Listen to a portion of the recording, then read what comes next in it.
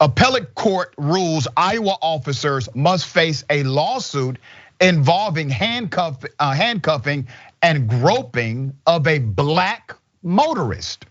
Let's put up their pictures. Tweedledee and Tweedledum. Brian Menahan and Ryan Steinkamp, the two Iowa police officers, have to face a lawsuit alleging they wrongly handcuffed a black man during a 2018 traffic stop. That's according to a federal appellate court.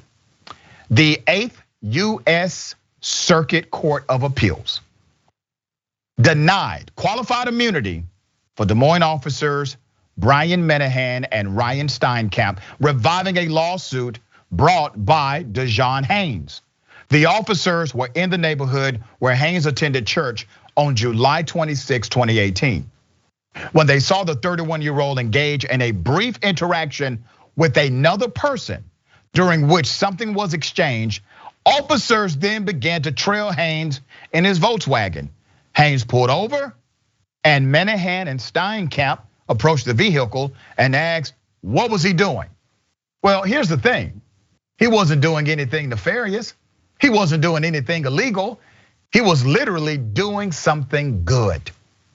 Haynes replied, saying he was giving away some change.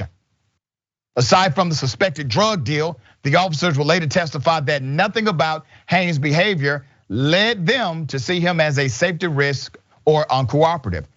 But both officers looked into the car, neither saw anything drug related nor smelled marijuana, and neither saw weapons, according to the lawsuit. This black male literally gave a homeless person some change. That's all he did. Gave a homeless person some change, and you got these cops, put up their pictures again. They see a black male giving a homeless person some change, and they say, oh my God, this is a drug deal. We must pursue. Haynes was asked to step out of the vehicle and detained and handcuffed because he did not have his license on him. Haynes said the car and me being over here don't match. That's what they told him. Menahan responded that it's a nice car for the area. The suit says Haynes alleges he was humiliated when officers handcuffed him and shoved their hands down his pants in search for illegal drugs, patted down the area between his legs and the front of his pants, then left his pants unzipped as he stood in full view of the road. Officers allowed Haynes to go free after about 11 minutes in total.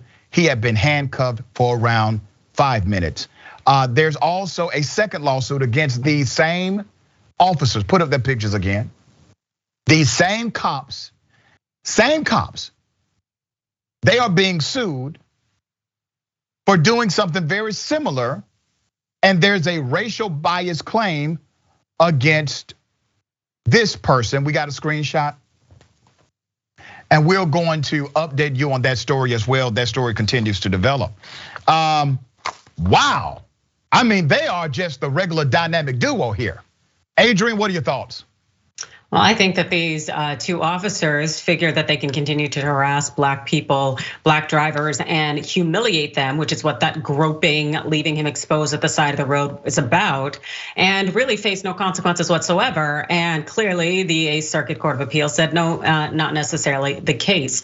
Because here, hey, your behavior was completely unreasonable. It was unreasonable for you to think that this man must be involved in some illicit drug activity, and for you to essentially grope him and expose him on the side of the road, and thus now putting them in the position, these officers, where they actually have to face some accountability for their behavior, which is what we need to see more of, because we're just seeing too many behaviors by officers that are just logically unreasonable and completely and totally irrational.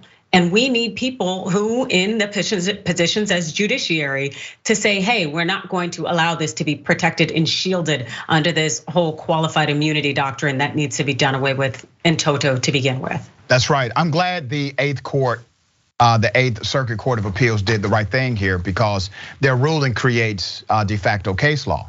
And we've been fighting to change the law statutorily, because qualified immunity basically gives a civil immunity for police misconduct. And in this case, the court ruled, listen, the misconduct was really not in the scope of duty. It was well outside of the boundaries of duty. But Adrienne, you know and I know, you get another judge, that ruling goes totally the other way here, because we don't have a uniform statute to address these issues. Yeah, no, you're absolutely right about that. And this is by virtue of the fact that I believe this was a 3-judge panel here. And so you did have one judge already in dissent wanting to claim these things were reasonable. It's like, give me a break. The fact is that there are too many people wanting to put on blinders and pretend that anything an officer does must be reasonable and that they have to go ahead and rubber stamp it. No, we need to stop with that right now. Yeah, there's a new day.